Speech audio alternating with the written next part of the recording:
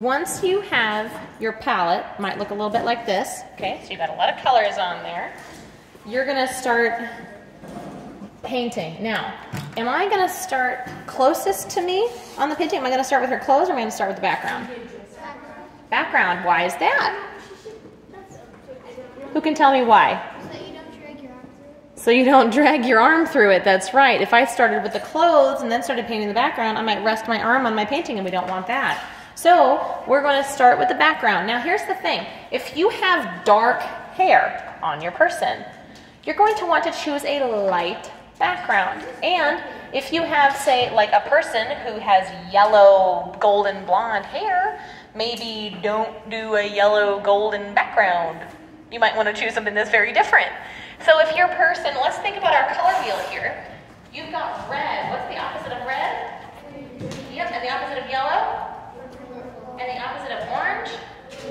Okay, so I want you to take a look at your person's hair color and be like, okay, that's really dark. I'll choose a light background. If your hair color is like really dark, the darkest colors in value, excuse me, red team.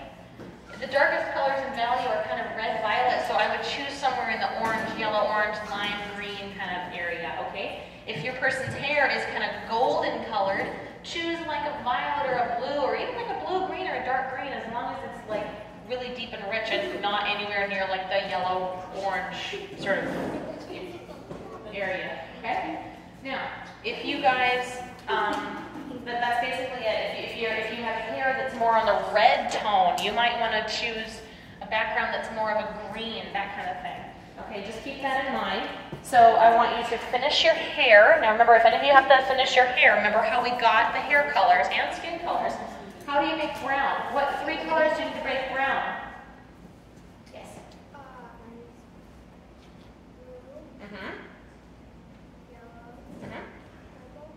Blue, yellow, and red. Okay, so you're going to mostly do yellow. It depends on what you're doing. Most browns, you're going to need mostly yellow and some red and blue. Now, depending on what kind of brown you want, you're going to add different amounts of the red and the blue and the yellow and white, depending on the color. Obviously, if you want a dark brown, add little to no white at all. And you can see from one of my examples that I have up here, I have some kind of swirls and sort of lines in the hair. So that's something that you can add as well. Regardless of what kind of hair color your person has, you can add some details in the hair to give it a little bit more life. Okay, and we're going to be doing some fun background stuff too. But let's focus on getting, we're going to get some details in the hair and then pick your background color depending on what you have for the thing. Yep, you could do pink for the background. Also, don't just pick one color for this. If you want, if I wanted to make like a light, if I like this green, for example, you can mix white and make a tint. You guys remember how to make tints? Tint of something is if you have white. So I'm gonna maybe do like a tint of this kind of green color to make this sort of pistachio mint sort of green with maybe a little bit of that other teal in there. Add some more white.